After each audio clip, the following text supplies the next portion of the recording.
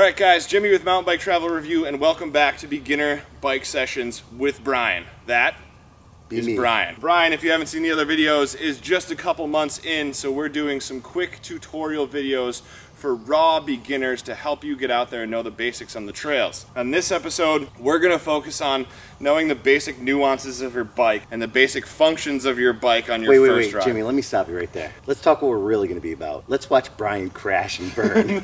Let's not focus on that. Let's just make sure he knows how to use his basic bike skills, things like your brakes, knowing where your derailleur is. So we're going to jump into it, show Bryan some of the basics, and then we'll get out there and start doing some real tutorials. I need to be out here with these bugs. I need my latte. That butt back.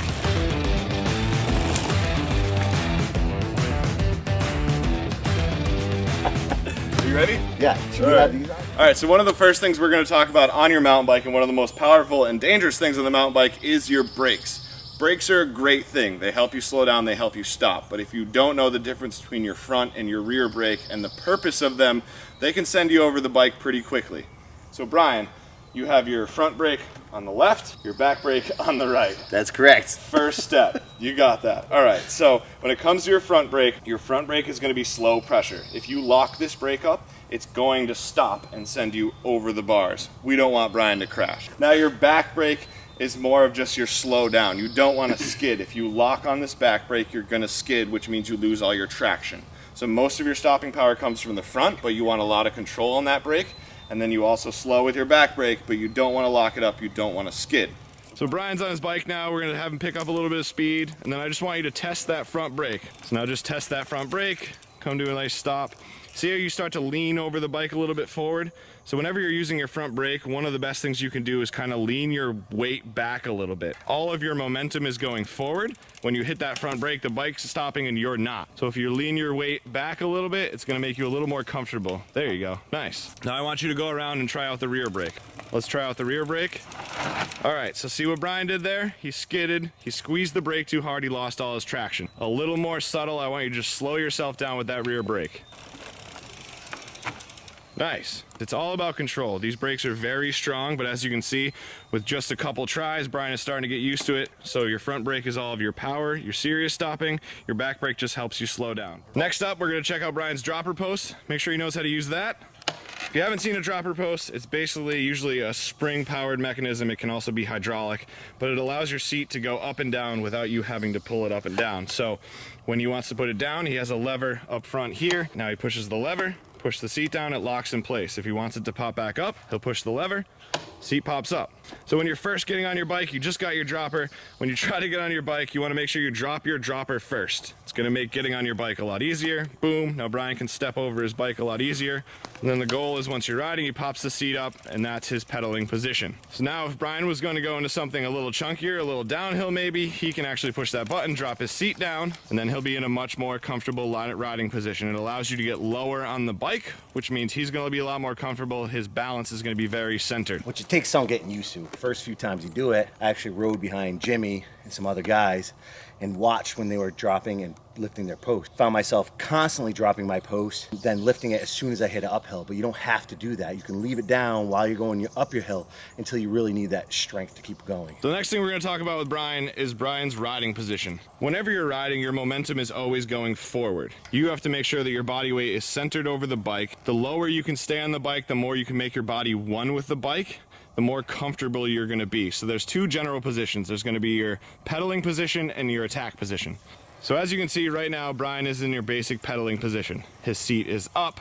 His body weight is centered over the seat where his butt is. This is pretty much your basic spot. So whenever you're pedaling uphill, whenever you're just roaming around the trails, this is your basic position. This is a position you want to get comfortable in. As you can see, he's doing some small turns. He can stop pedaling, has general balance, all things you can work on at home. Now the next position we're going to talk about is the attack position. Now, whenever you're going through any chunk over any roots, Bryan's going to shift his weight back. He's going to get his elbows out and bend those knees a bit. This is what you call your attack position. Again, attack position, his elbows are out, his knees are bent, he's slightly back over the bike. This is your safety spot. So if you're not pedaling, if you're going downhill, this is where you want to be. Get comfortable there.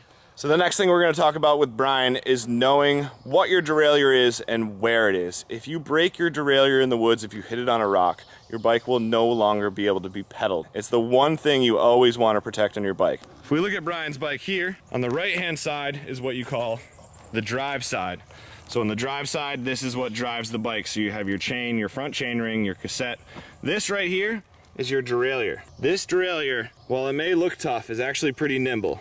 I can actually wobble it with my hand, but this makes sure that your chain is guided through your cassette, keeps your gears from skipping, and allows you to adjust your gears up and down to adjust your pedaling harder and easier. That being said, as you can see, this hangs pretty low. When you're riding through things like rocks or roots, you want to make sure that you don't hit this. If you hit this, it can bend pretty easily, and if it's out of whack, it's going to screw up your whole ride. So know where your derailleur is, always be conscious of that, and make sure you're not hitting that, because it's going to ruin your ride real quick. Yeah, no ruin.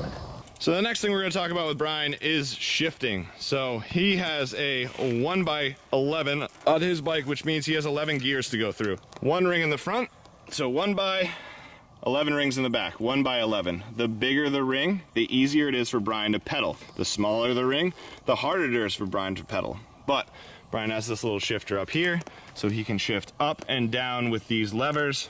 This is going to be easier, and then the bottom one is usually harder. Now, the one thing to note about shifting, you always want to shift when you're not under power. So we have a small hill right here that Bryan's going to pedal up. So what Bryan's going to do is loop around, make sure he's in the right gear for this hill, a nice light gear, and then he's going to make it, it's going to be a lot easier to pedal up that hill. So he's already shifted to his second biggest ring, gets nice and comfortable, easy spin, and he's allowed to tack that hill. Now, whenever you're climbing, as you can see, Bryan is seated. Seated is always easier. It keeps your weight over the rear wheel and makes it easier to pedal and keep traction going uphill. Now, when Bryan's going to go back down the hill, he's going to shift back into a bigger gear. He's going to get into that attack mode, elbows out. It's going to keep it nice and smooth down this hill. So what you don't want to do is approach the hill in too big of a gear and then try to shift down while you're going up. As you can see, the bike's making a lot of noises, it's not happy. So always shift before a hill and try not to shift under power or you could ruin your drivetrain. See, now Bryan tried to pedal up the hill. He tried to shift while going up. His chain popped off the ring and now he has to fix it. Bad, Bryan.